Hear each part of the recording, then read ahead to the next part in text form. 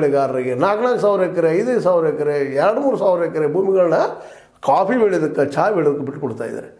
ಪಾಪ ಕಾಡಿನಲ್ಲಿ ದುಡಿದು ಅಲ್ಲೇ ಮಣ್ಣಾಗಿ ಹೋಗ್ತಿರುವಂಥ ಕಾಡು ವಾಸಿಗಳಿಗೆ ಕಾಡಿನಲ್ಲಿ ಹೇಳ್ಕೊಡ್ತಾ ಇಲ್ಲ.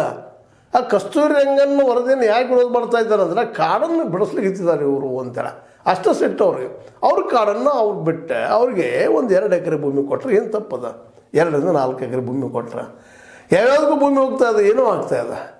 ಒಬ್ಬ ಕಾರ್ಪೊರೇಟ್ಗಳಿಗೆ ಇದೇ ತಮ್ಮ ಮೋದಿಯವರು 16 ಲಕ್ಷ ಕೋಟಿ ರೂಪಾಯಿಗಳ ರಿಟರ್ನ್ ಅಪ್ ಮಾಡ್ತಾರೆ. ಆದರೆ ಅದೇ ಕಾಲಕ್ಕೆ ಈ ಬಡ ರೈತರಿಗೆ ಅಥವಾ ಬಡ ಆದಿವಾಸಿಗಳಿಗೆ ಬಡ ದಲಿತರಿಗೆ ಏನು ಕೊಡ್ತಾ ಇದ್ದಾರಪ್ಪ ರಿಸರ್ವೇಷನ್ ಅದೊಂದು ಹೇಳ್ತಾರೆ ಅಷ್ಟು ಎಷ್ಟು ಮಟ್ಟಿಗೆ ಹೋಗಿ ಮುಟ್ಟದ. ಇದು ಎನ್ಕ್ವೈರಿ ಆಗಬೇಕಾಗ್ಯದ.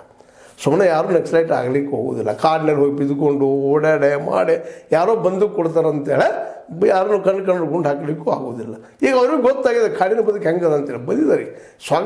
ಸ್ವಾಗತಿಸೋದು ಅಷ್ಟು ಮುಖ್ಯದ. ಯಾಕಂದ್ರೆ ಅವ್ರಿಗೆ ಮಾನಸಿಕ ಧೈರ್ಯ ಕೊಡಬೇಕಾಗ್ಯದ. ಇಲ್ಲಪ್ಪ ನಮ್ಮನ್ನು ಜೈಲಲ್ಲಿ ಹಾಕ್ತಾರೆ, ನಮ್ಮನ್ನೇನು ಹೊರದು ಮುಗ್ತಾರೆ. ಪೊಲೀಸ್ ವ್ಯವಸ್ಥೆ ನಿಮಗೂ ಗೊತ್ತದ, ನಮಗೂ ಗೊತ್ತದ ಯಾವ ರೀತಿಯಾಗಿ ಬಿಹೇವ್ ಮಾಡ್ತಿರ್ತಾರೆ ಪೊಲೀಸರು ಅಂತೇಳಿ ಅನ್ನುವಂಥದ್ದು.